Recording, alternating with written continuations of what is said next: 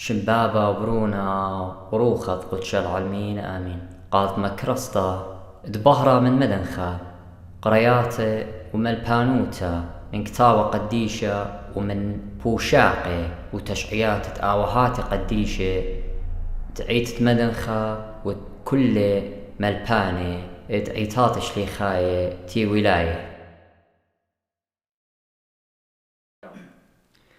In the name of the Father, the Son, and the Holy Spirit. Today we will be talking about a very important topic, the prayer of the heart.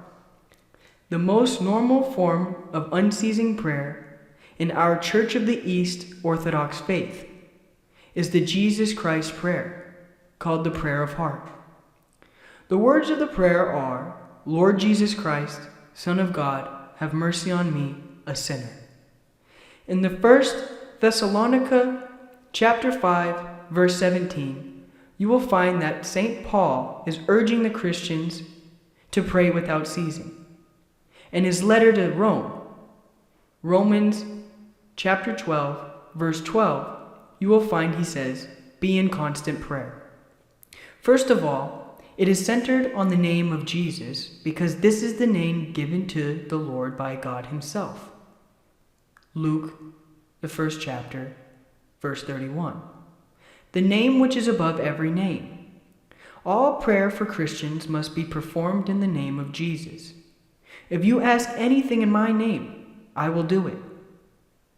John, chapter 14, verses 13 through 14. The fact that the prayer is addressed to Jesus as Lord and Christ and Son of God is because this is the center of the entire faith and the foundation of the Christian church. Christ Jesus said to them, But who do you say that I am? Simon Peter replied, You are the Christ, the Son of the living God. And Jesus answered, Blessed are you, for flesh and blood has not revealed this to you, but my Father who is in heaven.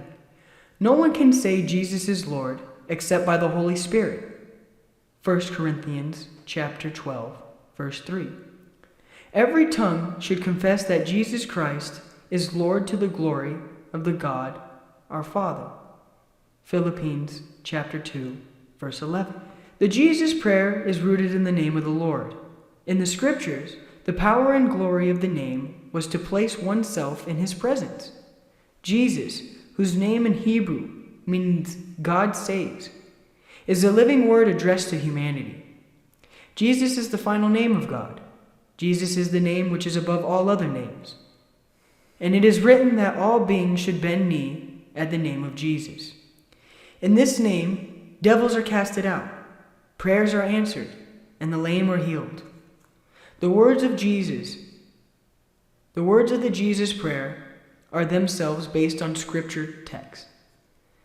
The cry of the blind man sitting on the side of the road near Jericho in Luke chapter 18, verse 38. He says, Jesus, Son of David, have mercy on me.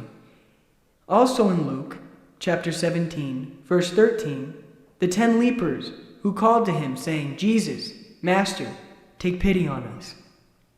As well in Luke chapter 18, verse 14, the publican cries out and says, God, have mercy on me, a sinner. When uttered with humble conviction, it brings divine mercy in what man needs most of all. It is for this reason that the numberless request for the Lord's mercy is found everywhere in the prayer of our church. And finally, all men are sinners. Examples are in Romans chapter 3, verses 10 through 12, as well as Psalms chapter 14, verses 1 through 3. To know this is a fact and to confess it is with faith, is to be justified and forgiven by God. St. Gregory of Sinai, 14th century, claims that it is natural for the mind to reject what is at hand and dream of something else to come, to build fantasies and imagining about achievements before they are attained. Such a man is considerable danger of losing what he has and failing into self-delusion and being deprived of good sense. he becomes only a dreamer and not a man of continual prayer. If you are truly practicing the continual prayer of silence, hoping to be with God, and you see something sensory or spiritual, within or without, be it even the image of Christ, or an angel, or of some saint, or if an image of light pervades your mind, in no way accept it. Always be displeased with images, and keep your mind clear, without image or form, and you will be suffered no harm. It has often happened that such things, even when sent by God as a test before victory, have turned into harm for many, who have then done harm to others equally unwise, leading to pride and self-conceit. St. Gregory also concludes, "For the fathers say that those who live rightly and are faultless in their behavior with other men, who seek God with obedience, questioning, and wise humility, will also be protected from harm by the grace of Christ. Man cannot live in this world without being tempted. When temptation comes to a person, there are only three possible results. Either the person immediately yields to the temptation and sin, or he tries to ward off the temptation by his own power of will, and is ultimately defeated after great vexation and strife, or else he fights off the temptation by the power of Christ in his heart, which is only present by prayer. This does not mean that he prays the temptation away, or that God miraculously or magically descends to deliver him. It means rather that his soul is so filled with the grace and the power of God that the temptation can have no effect.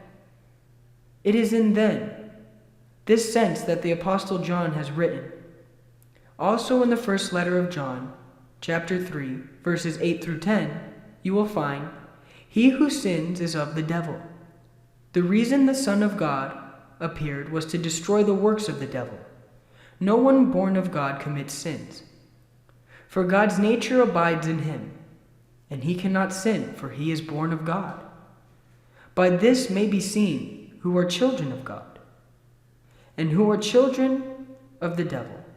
One becomes a child of God, born of God, in the church through baptism.